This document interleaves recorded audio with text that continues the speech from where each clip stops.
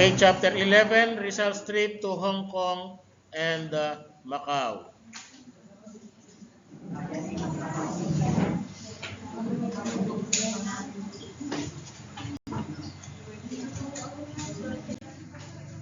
Okay, so hounded by powerful enemies, Rizal was forced to leave his country for the second time. Ano, paalis uli siya. Sometime in February 1888. So by this time, he was a full-grown man. No? 27 years old na siya. Isa siyang practicing physician and a recognized man of letters. The first time he went abroad, kung natatandaan nyo, was in June 1882. Ano? Bata pa siya noon. Mere lad of 21 years old. Ano? Isa siyang youthful student in search of wisdom to the old world. Ano? Isa siyang romantic idealist with beautiful dreams. Ano yung dream ni Rizal? To emancipate the Filipino people from the bondage of the Spaniards. Ano? Uh, okay. Oh, sorry. Okay, so on February 3, 1888, okay, so after a short stay of 6 months in his beloved Calamba, Rizal left Manila for Hong Kong on board the ship Zafiro. Okay.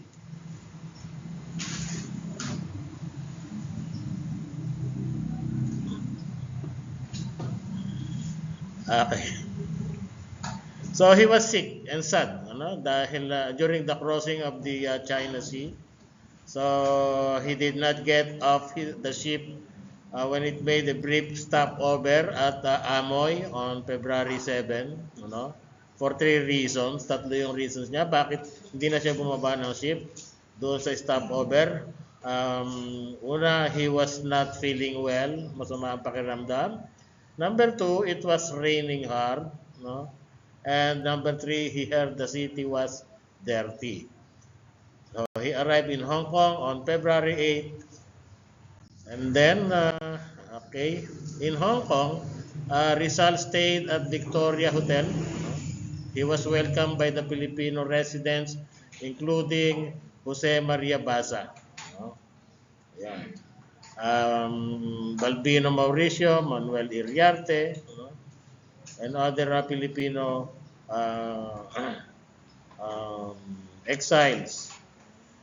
Now, a Spaniard by the name of Jose Sainz de Veranda, who was a former secretary of Governor General Terrero, he was shadowing Rizal's movement in Hong Kong. May nagmamanman sa kanya. So it is believed that he was commissioned by the Spanish authorities to spy on Rizal. Okay. So, sumulat siya kay Blumentritt. Sinabi niya yung mga magagandang nangyayari sa kanya. So, sinabi rin niya na ang Hong Kong daw ay maliit, ngunit malinis naman ang lungsod. Maraming Portuguese, maraming Hindus, English, Chinese at Jews na naninirahan dito. Okay, may mga Pilipino rin. Nakaramihan ay ipinatapon, na-exile sa Marianas Island noong 1872. Okay. And of course, Jose Sainz de Miranda nga, ito yung isang opisyal na Espanyol na nag-i-spy sa kanya habang siya ay nasa Hong Kong. Commissioned by the authorities, by the Spanish authorities to spy on Rizal. And on February 18, Rizal accompanied by Basa, nakarating na sila sa Macau. So Macau is a Portuguese colony na malapit ito sa Hong Kong. The city of Macau, sabi ni Rizal. In his diary, maliit lang daw, low and gloomy, malungkot.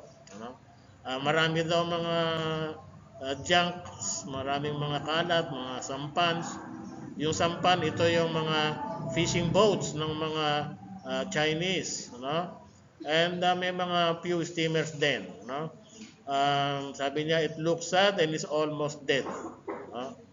So in Macau, Rizal and Basa stayed at the home of Don Juan Francisco Lecaros, isang Filipino gentleman who married a Portuguese lady. Okay, mayaman itong si Don Francisco Lecaros. Okay? Ayun na nga. According to Rizal, the city of Macau is small, low, and gloomy. Many junks, sampans, but few steamers. And then during his 2-day sojourn in Macau, Rizal visited the theater, casino, cathedral, no? Churches, pagodas, botanical gardens, and bazaars. He also saw the famous grotto of Camões. Ito yung Portugal's national poet, ano, si Camões. So, and in the evening of February 19, he witnessed a Catholic procession in which the devotees were dressed in blue and purple dresses. And February 20, bumalik na sila sa Hong Kong again on board the ferry steamer Kiu Kiang. Ayan, yung Grotto of Camões. Okay. So during the 2-week vacation in Hong Kong, he studied Chinese life. Pinag-aralan niya yung Chinese life, yung mga language nila, yung drama, customs, and find out the following, which he wrote in his diary. So sabi niya, napaka-noisy ng celebration ng Chinese New Year, which lasted from February 11 to 13. Ano? There is continuous explosion ng mga firecrackers. The more firecrackers, the wealthier, ano, yung mga Chinese na to. So, Rizal himself fired many firecrackers at the window of his hotel. Ano, nagpaputok din siya. And then, of course, yung Chinese theater, ano, with noisy and noisy music. Ano, so, in the Chinese dramatic art, he observed the following. Okay, sabi niya, doon daw sa mga sinihan doon, a man astride a stick means a man riding on horseback. So, ganun daw pinoportray yung nangangabayo. No? Yung mga actor daw, raising his legs means he is entering a house. And a red dress indicates a wedding. Also, a girl about to be married coyly covers her face with a fan, even in the presence of her fiancé. And a man raising a whip signifies he is about to ride a horse. Okay, so yan yung kanyang mga observation doon sa theater nila. Okay, and then the marathon laureate party, no, wherein yung mga guests ay sineserva nito ng napakaraming dishes, such as yung mga dried fruits, geese, shrimp, century eggs, ano, mga ganon, mga shark fins, mga delicacy, bird's nest, white ducks, ano, marami. It is the longest meal in the world, no? And also, the Dominican order was the richest, pinakamayaman nitong religious order in Hong Kong. Na itong Dominican order na to ay engaged actively in business. Actually, it owned more than 7 houses for rent and many shares sa mga foreign banks. So, ibig sabihin yung mga Dominican order doon ay hindi lang basta religion ang inaatupag, papapayaman din, nagbi-business sila. They have millions of dollars in the banks which earn fabulous interest. Okay. And also, doon sa Hong Kong pala, yung sementeryo na belonging to the Protestants, belonging to the Catholics and Muslims, ay sama-sama sila, no? Hindi hiwa-hiwalay.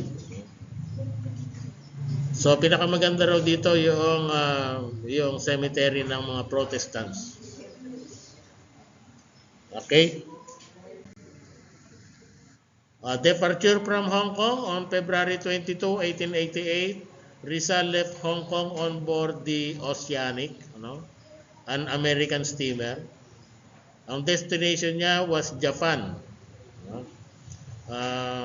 Sabi niya, he did not like the meals on board, but he liked the ship because it was clean and efficiently managed. So yung cabin mate niya was a British Protestant missionary who had lived in China for 27 years and knew the Chinese language very well. Rizal called him a good man. No? Other passengers with whom Rizal conversed in two languages, in Portuguese, Chinese, British, and American. No? Okay, chapter 12 na tayo.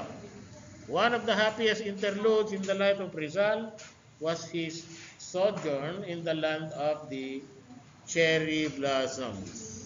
Okay, yun yung Japan for 1 month and a half from February 28 to April 13, 1888. So he was enchanted by the natural beauty of Japan, yung charming manners ng mga Japanese people, yung mga magagandang shrines doon. And moreover, he fell in love with a Japanese girl, diba? Yes, whose loveliness infused joy and romance in his sorrowing heart. So, ang pangalan niya ay Seiko Usui or si Osei-san.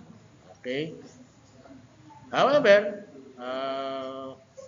yung romance nila was cut short kasi he had to sacrifice his own happiness para nga maipagpatuloy niya yung kanyang mission, yung kanyang secret mission, which is the redemption of the Filipino people.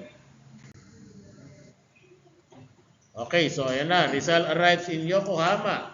Take note, sa Yokohama, siya unang dumaong, hindi sa Tokyo. Early morning ito ng Tuesday, February 28, Rizal arrived in Yokohama. He registered at the Grand Hotel. The next day, he proceeded to Tokyo and took a room at Tokyo Hotel, where he stayed from March 2 to 7. 5 days siya ron sa Tokyo Hotel. Okay, na-impress siya sa city of Tokyo. Sumulat pa nga siya kay Blumentritt, sabi niya, Tokyo is more expensive than Paris. The walls are built in Cyclopean manner. Ibig sabihin, Cyclopean, matataas yung mga walls. The streets are large and, of course, maluluwang. Okay. And then, shortly after Rizal's arrival in Tokyo, ay binisita siya ni Juan Perez Caballero. Ito yung secretary ng Spanish legation or yung Spanish embassy doon sa Japan. So, inimbitahan siya nito to live at the Spanish legation. Sabi ni, sa Spanish legation ka na lang tumira. And then, of course, Rizal, being an intelligent man, he realized that the Spanish diplomatic authorities were instructed from Manila to monitor his movements in Japan. So, he accepted the invitation for 2 reasons. Pumayag siya. Makakatipid kasi siya sa living expenses by staying at the legation, and he had nothing to hide. Wala naman siyang gustong itago from the prying eyes of the Spanish authorities. And on March 7, Rizal checked out doon sa Tokyo Hotel and lived at the Spanish legation. Okay, so he and Perez Caballero became friends, naging magkaibigan. And in a letter to Blumentritt again, dinescribe niya itong si Caballero as a young, fine, and excellent writer. Writer din, an able diplomat who had traveled much, sabi niya kay Blumentritt. So he had a hard time shopping kasi hindi siya marunong ng Japanese language. He could not be understood and the Japanese children laughed at him. Pinagtatawanan siya. So kaya sinabi niya kay Blumentritt, sumulat uli siya. Sabi niya, uh, here you have a friend who has the race of a Japanese but does not speak Japanese. Sabi niya, pagka naglalakad siya sa streets, ay pinagtitinginan siya ng mga tao, ng mga children, pinagtatawanan siya, kasi nga, iba yung kanyang language na ginagamit. So in Tokyo kasi, very few persons speak English. But in Yokohama, marami rin nagsasalita ng English. Some believe him as a Europeanized Japanese who does not want to be taken as such. Okay, next so he browsed the museum, naglibot siya ron, libraries, mga art galleries, mga shrines. Bumisita siya sa mga iba't ibang lugar doon, sa mga charming villages ng Japan. Okay? And then to avoid, one cool afternoon in March 1888, habang naglilibot si Rizal sa Tokyo, sa isang karsada roon near a park, so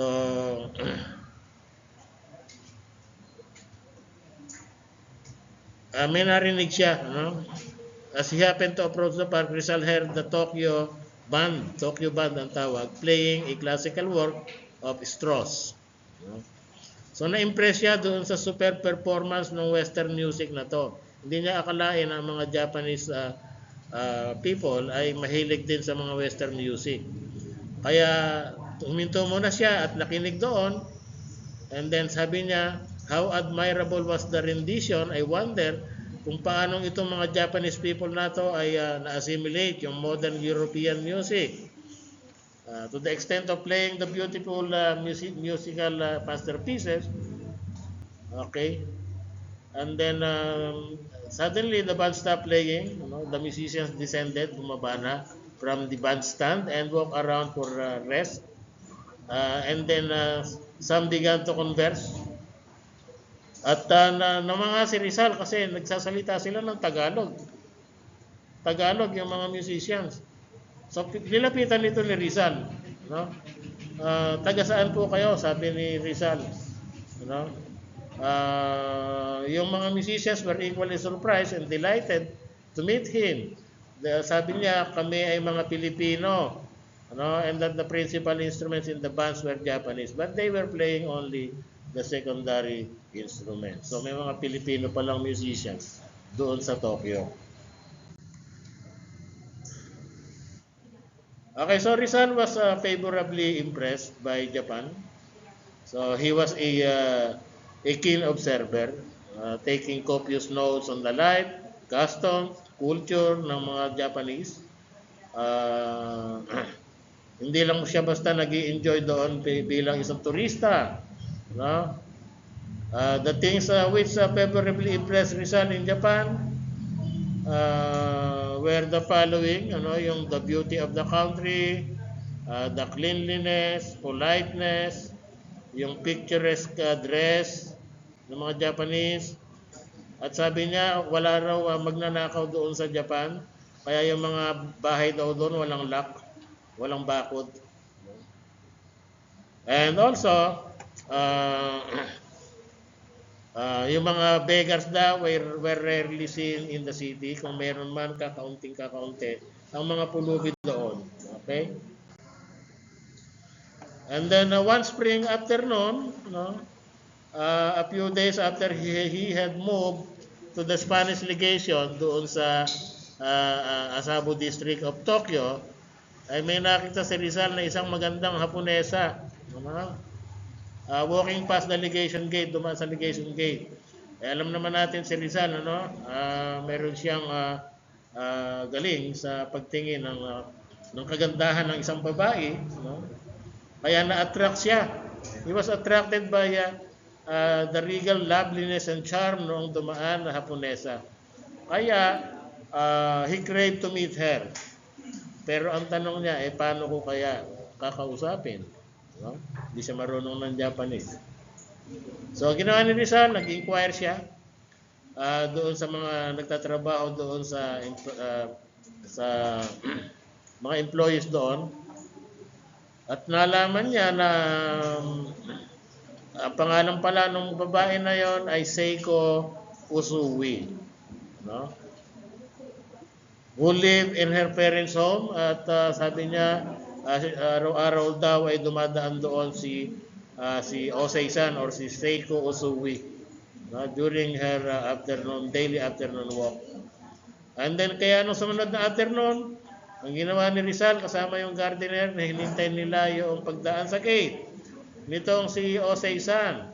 And as she approached, nagpakilala na si Rizal. He took off his hat and politely introduced himself as the custom in Germany at the time. So Rizal's Japanese was still very poor. Hindi sila magkaintindihan. Kaya tinulungan siya noong gardener para mag-explain kung ano ba yung sinasabi ng babae, no? Kay Rizal. So sinabi in-explain ng gardener na kasama niya na Rizal was a physician from Manila who was a guest of the Spanish legation. So Seiko Usui was mildly amused at the gallant gentleman from the Philippines who spoke in halting Japanese. So kaya napansin ni Osei-san na nahihirapang magsalita ng Japanese si Rizal, kaya nag-English na lang siya. Marunong pa lang mag-English si Osei-san. Doon na sila nagkaintindihan, no? Okay. Marunong din ng French si Osei-san. Ibig sabihin matalinong babae si Osei-san. So because of that, the two of them converse in both English and French language. So nawala na yung language barrier, no? Okay. Since the first meeting, Rizal and Osei-san, as Rizal called her, Osei-san, lagi na silang nakikita araw-araw, no? Magkasama sila, bumibisita sila sa mga interesting spots of the city, yung Imperial Art Gallery, yung Imperial Library, yung mga universities doon, no? Yung Botanical Garden. Okay, so kumbaga sa itong si Osei-san, ang naging tourist guide ni Rizal habang nasa Japan, no? Okay, so both found happiness in each other's company. Rizal was then, of course, a lonely physician of 27 years old. He was disillusioned by his frustrated romance with Leonor Rivera, di ba? And of course, embittered by the Spanish injustices at home. So malungkot siya. And then si Osei-san naman was a lonely samurai's daughter of 23 years old. Okay. Na wala pang karanasan sa pag-ibig. Okay, affinity of interest in the arts paved the way for their romance. Pareho silang mahilig sa art. So nakita ni Rizal kay Osei-san yung mga qualities of an ideal woman, yung beauty, yung charm, yung intelligence, no? Kaya nga no wonder he fell deeply in love with her. Na in love siya kay Osei-san. Now si Osei-san naman ay sinagot siya. She reciprocated his affection, for it was the first time her heart palpitated with joy. For the very first time niligawan siya ng isang lalaki.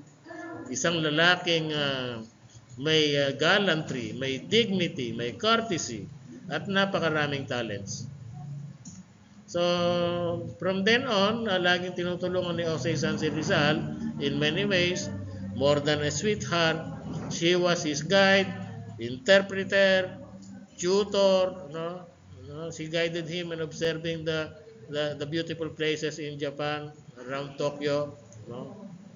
And she improved his knowledge of Nippongo, no? Yun yung Japanese language.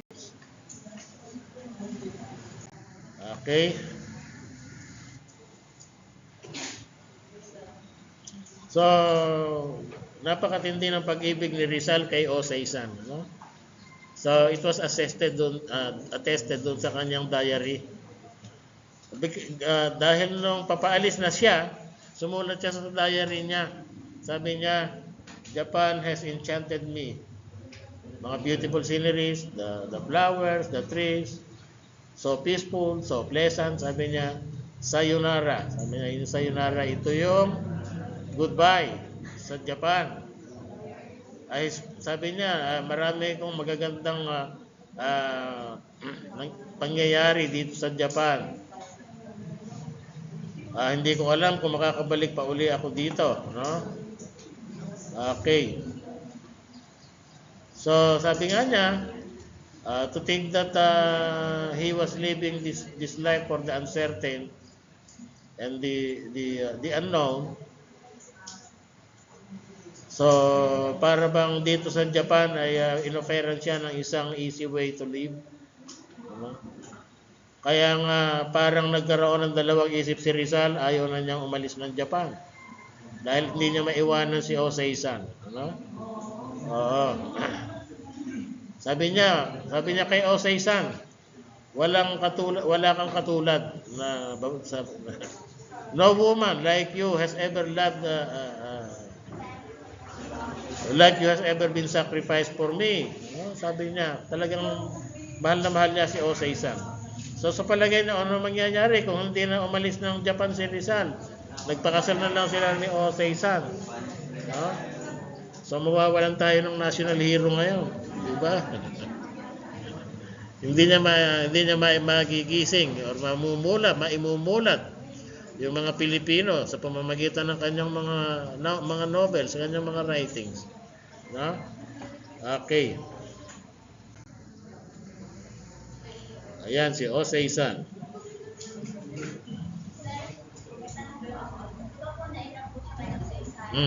Pero engaged pa rin po ba siya kay Hindi na kasi nag-asawa na nga si Leonor. Ipinakasal siya sa isang British teacher nung kanyang mother sa pilitan. Yung kumbaga pinagkasundo. Kaya nabigo si Rizal. Naging broken hearted si Rizal at ito nga ang nakita niya. Si Osei-san ang ipinalit niya kay Leonor Rivera. Okay. Kaya nga noong April 13, sumakay na siya ng ship na kung tawagin ay Belgic. It is an English steamer sa Yokohama bound for the United States. Pupunta na siya ng US. So, he left Japan with a heavy heart for he knew that he would never again see this beautiful land of the cherry blossoms. Hindi na niya muling makikita si Osei-san. Ano? Yung pagpunta niya sa Japan na to for 1 month and a half, 45 days, was one of the happiest interlude in his life. So sabi nga, as everything on earth has to end, yung beautiful romance nila ni Osei-san inevitably came to a sad ending, no? He sacrificed his personal happiness because he had to carry on his mission, yung secret mission niya.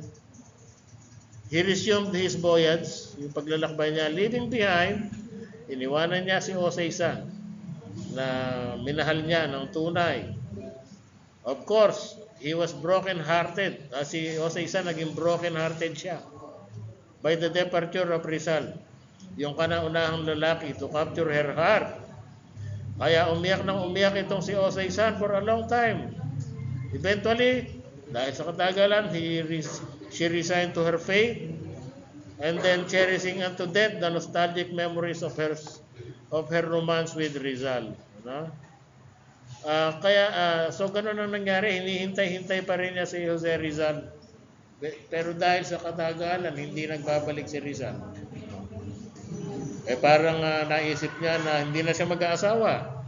Pero nung mabalitaan niya na si Rizal ay namatay na dahil piniring squad na ng mga Spaniards, naisip niya na mag-asawa na rin siya. At napangasawa niya si Alfred Charlton, isang British teacher of chemistry doon sa Tokyo. No? So, nagkaroon sila ng isang anak. Ang pangalan ay Yuriko. Okay. Okay, itong si Charlton ay magaling din naman dahil may maraming award na natanggap ito sa mga Japanese government. Ano? Okay, may yung Order of Merit. Ano? And then namatay itong si Charlton noong November 2 at he was survived by Osei-san. No? And of course, their daughter Yuriko. Okay, so si Osei-san ay nag-survive ito even after the World War II. Yes. So, World War II na-survive ito ni Osei-san. Matagal ang buhay ni Osei-san.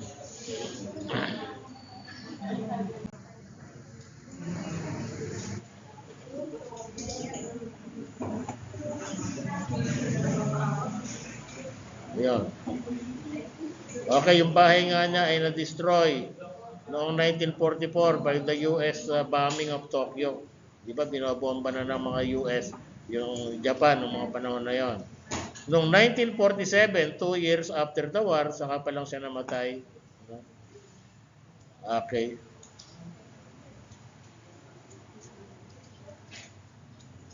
Next. Okay, so naglakbay ni si Rizal across the Pacific Ocean. Despite the sorrowing heart, Rizal enjoyed the pleasant trans-Pacific voyage to the United States. And then on board the ship, nakakilala siya ng isang Filipino family doon, si Mr. Reynaldo Turner, at saka yung wife niya na si Emma Jackson, no? Daughter of an Englishman. Yung mga anak nila and their maid servant from Pangasinan. One day, one of the children, a bright young boy, asked Rizal, do you know, sir, a famous man in Manila named Rizal? Tinanong niya si Rizal. Sabi ng bata, may novel siyang isinulat, ano, yung No Limitang Ire. Kaya nag-reply si Rizal, yes, of course, ano? Ako si Rizal, nagpakilala siya sa bata. At tuwan-tuwa yung bata, naglululundag sa tuwa. Okay, so sinabi niya sa kanyang mga mother at father na na-meet niya si Rizal, no, doon sa ship. Okay.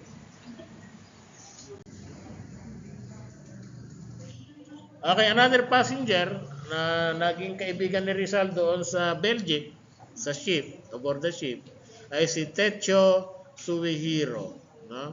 Isa siyang Japanese journalist, novelist, and champion of human rights. Parang kamukha siya katulad siya ni Rizal. Na he was forced by the Japanese government.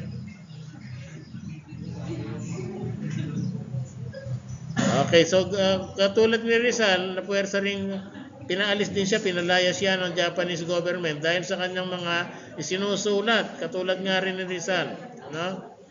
So just as Rizal was compelled to leave the Philippines by the Spanish authorities, si Techo Suihiro was also compelled to leave Japan by the Japanese authorities. Dahil marami siyang sinusulat ng mga kapintasan ng mga Japanese officials. So yun nga, so at the beginning of the voyage from Yokohama, Techo was miserably alone. Napansin ni Rizal ito, nag-iisa, malungkot. For he know only his own language. No? Hindi marunong ng ibang language itong si Techo Suihiro. No? So he could not communicate with the ship officers and the passengers. So nung malaman ni Rizal yung predicament na to, ang ginawa niya ay kinausap niya si Techo Suihiro in fluent Japanese. No? In 1.5 month na pag-aralan na niya yung Japanese language. Natuto na siya kaagad because he was a born linguist. No? Okay, so yun, kinaibigan niya itong si Techo Suihiro, no? At nakipag-usap siya, nakipagbidahan siya. No? Okay, so yun na nga, nalaman niya na si Techo Suihiro pala ay ay isang writer, isang magaling na manunulat, isang human rights advocate na pinalayas ng Japanese government dahil doon sa kanyang mga sinusulat against doon sa government, Japanese government. Parang ganon din yung kalagayan ni Jose Rizal. Okay? Ayan.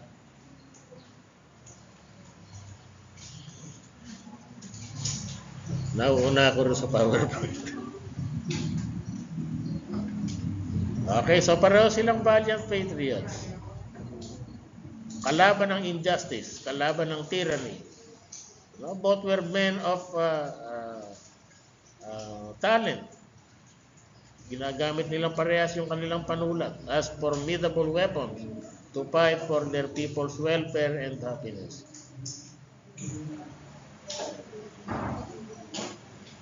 Okay, so kinuwento rin niya yung buhay niya kay Techo along the way. Ano? Kung paano siya ay pinalayas din sa Pilipinas, umalis din ng Pilipinas dahil nanganganib na nga ang buhay niya because of the Spanish tyranny, because of the bad priors. Okay, kaya siya ay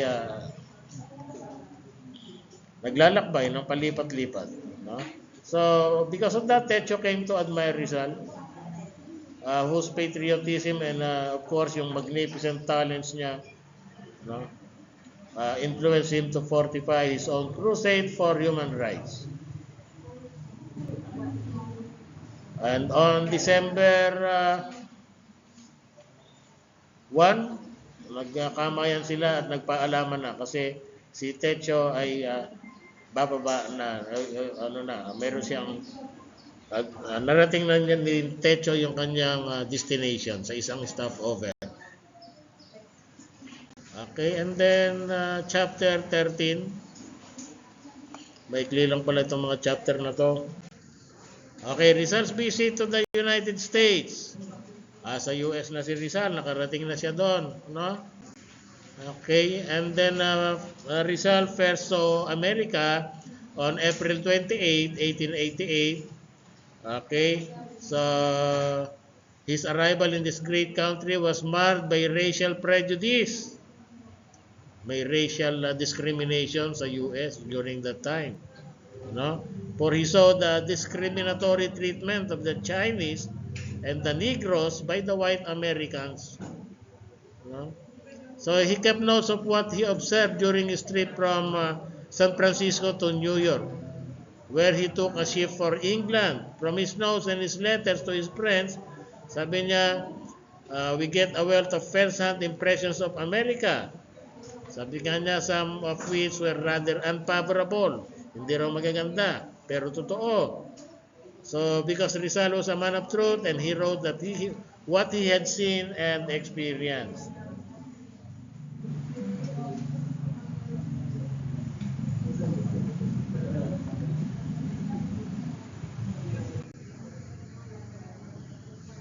Okay. Okay, yung steamer na Belgic with Rizal on board, ano,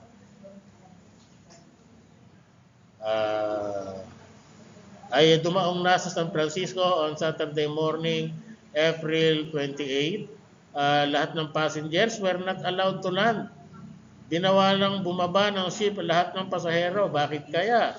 Dahil daw, yun daw American health authorities ay ipinlace yung ship under quarantine on the ground that it came from the Far East, where meron daw kasing cholera epidemic na nangyayari doon at ayaw silang pababain. Ikinwarantin sila, baka makahawa doon sa Amerika. So, nasurprise si Rizal dahil alam naman niya na wala namang cholera epidemic doon sa pinanggalingan nila sa Japan nga. No? So, he joined the other passengers in protesting. Nagprotesta sila doon sa unjustifiable action of the health authorities. Okay? And then yung American consul in Japan, nag-wire ito sa sa US, yung kumbaga sa ito yung ambassador ng Amerika na nandoon sa Japan during the time na ayaw silang pababain, nag-wire, nag-telegraph no, sinasabi na the ship is clean, ano, at wala namang cholera na nangyayari dito, no? And of course, yung British Governor of Hong Kong, sinertify yung absence ng cholera cases in China. Now, kaya naman pala ayaw silang pababain, ano, yung pag-quarantine sa kanila was motivated by politics. Kasi, ang sakay nung ship na yon ay 643 Chinese coolies, Chinese workers. No? So at that time, public opinion on the Pacific Coast was against cheap labor. Ito kasi mga Chinese laborers nato, napakamura ng bayad sa kanila. Kaya mas piniprepare sa US yung mga Chinese. Ang nangyayari, nawawalan ng trabaho yung talagang mga Americans. Dahil puro Chinese na halos ang nagtatrabaho doon. Kaya pala ayaw silang pababain. Dahil panahon na ng eleksyon. At ipinangako nung nung incumbent na governor doon na ipagbabawal na yung pagdating ng mga Chinese laborers para magkaroon ng trabaho yung karamihan ng mga US citizens doon. So yung pala ang parang plataforma sa election. Kaya pala ayaw papabain itong mga Chinese coolies na to or Chinese workers. No? Para lang to win the votes of the whites in California dahil malapit na nga election. So that impeded the entry of the Chinese coolies. At siyempre nadamay si Rizal sa ship na yun. Hindi sila makababa. Yeah, 600. Okay, and then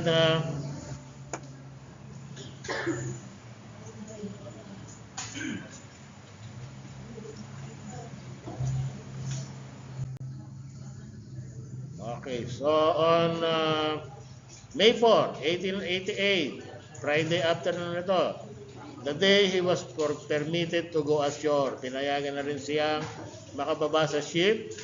Ang ginawa niya, nag-register siya sa Palace Hotel, which was then considered as a first-class hotel doon sa San Francisco. So, on this day, sinabi niya sa kanyang diary, so nag-lodge siya sa Palace Hotel. Sabi niya, ayan yung Palace Hotel. Okay. Okay, na-mention din niya sa kanyang diary, ayan pala, so ang bayad doon sa Palace Hotel ay $4 a day. Kasama na lahat. At ito ay nandoon sa Stockton Street, 312. Okay, nakita niya yung Golden Gate. On Sunday, the stores are closed. Sabi niya, the best street in San Francisco is Market Street. So parang dinidescribe. Okay, may na-mention din siya na isang pangalan sa kanyang diary. Yung name ni Leland Stanford, who was a millionaire senator representing California in the US Senate. No? Siya yung founder ng Stanford University. Sikat na university ito sa US. Stanford University na nasa California. Okay, so ni-record din niya sa diary niya yung famous street na to, yung DuPont Street. Ito yung DuPont Street, ito yung pinaka-Chinatown doon sa California. No? Chinatown, kumbaga dito sa Pilipinas.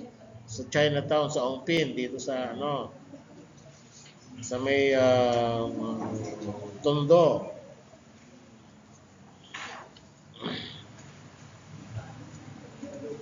Ayan, founder, benefactor of Stanford University. Okay.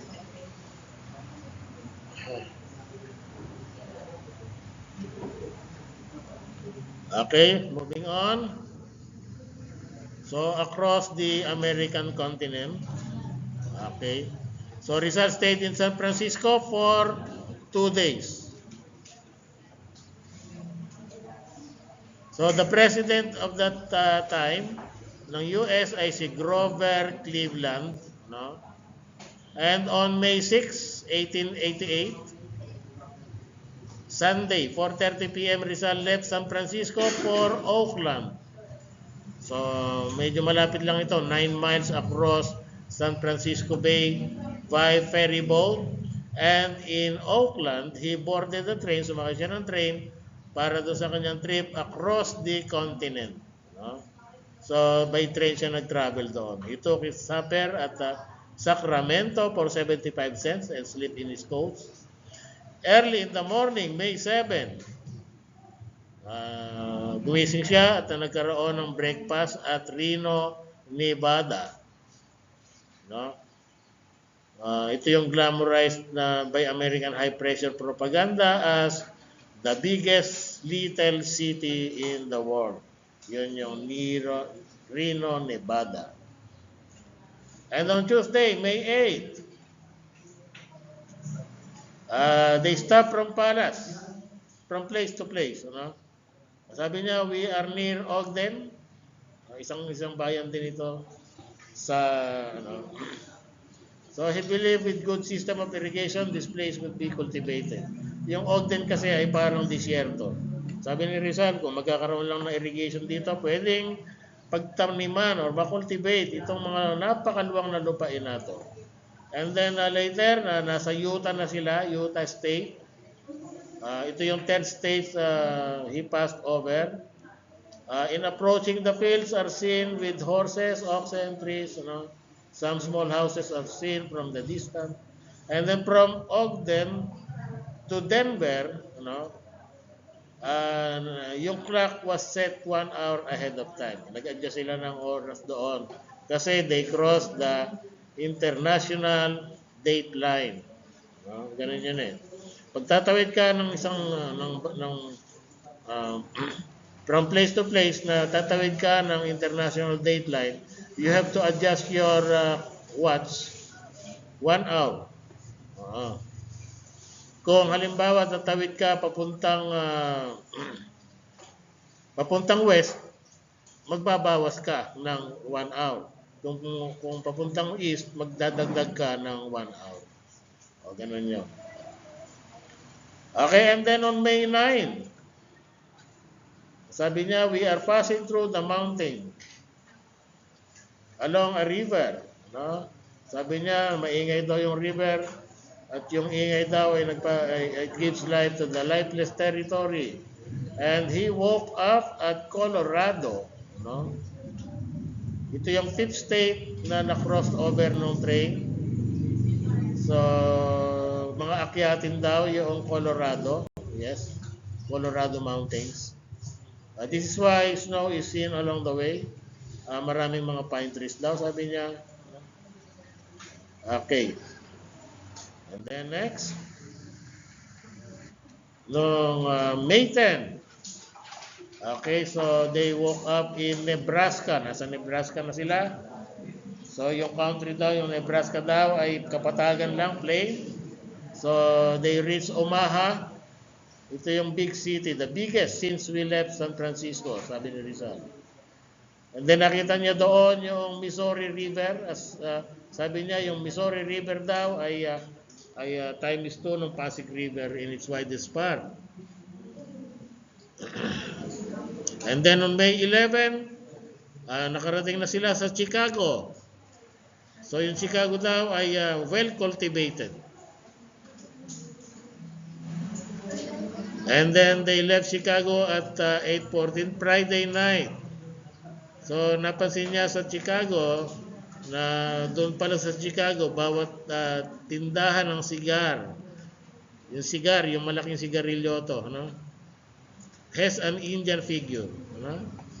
And then on Saturday, May 12. Okay, so napakaganda raw ng klima doon sa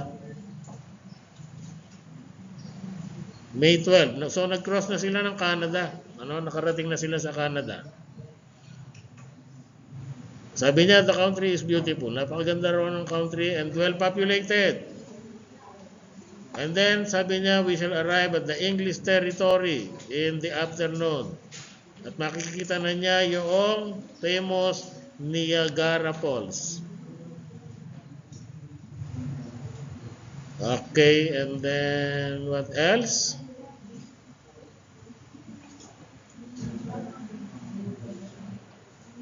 Okay, on May 13, the Grand Transcontinental Trip ended.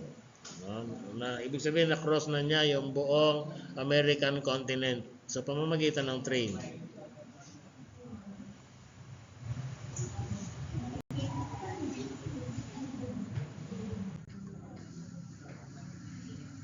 Okay.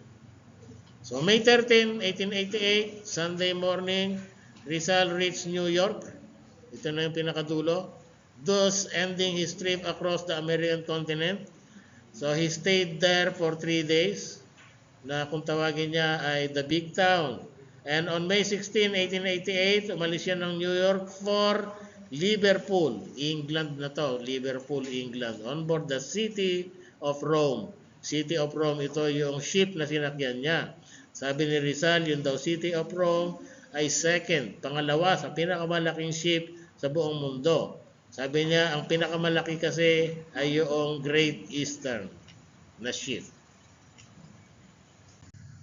Next. Ito yung impression ni Rizal sa United States. Sabi niya, the material progress of the country as shown in the great cities, huge farms, flourishing industries, and busy factories. Okay, progressive daw yung US. Yung mga great cities, maluluwang na taniman, may mga industries and busy factories. The drive and energy of the American people, yung mga American people daw ay hindi tamad. Halos hindi sila nagpapahinga, lakaran daw ng lakaran. And of course, yung natural beauty noong Amerika. And yung high standard of living. Ibig sabihin, pag high standard, ay halos mayayaman lahat ang nakatira doon. Okay, and then the opportunities for better life offered to poor immigrants. Okay, kapag ikaw ay immigrant, ay malaki ang chance na ikaw ay magpa-prosper. Okay, and then, however, merong isang bad impression si Rizal. Doon sa Amerika. One bad impression Rizal had of America. At ito yung lack of racial equality. May racial prejudice na nangyayari dito which was inconsistent with the principles of democracy. Kasi yung US ang isa sa nila yung democracy nila. Because of the racial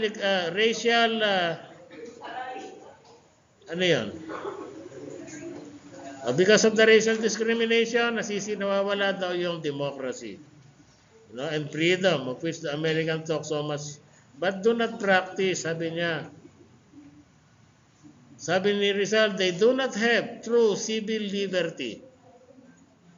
Sa mga states daw, in some states, yung mga Negro daw, American Negro, ay hindi pwedeng mag-asawa ng white woman. Bawal. Nor a white man a negress or Negro woman.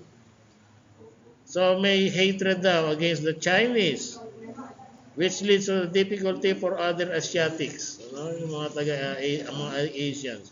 Ibig sabihin, mababa ang pagtingin ng mga US citizen sa mga Asian.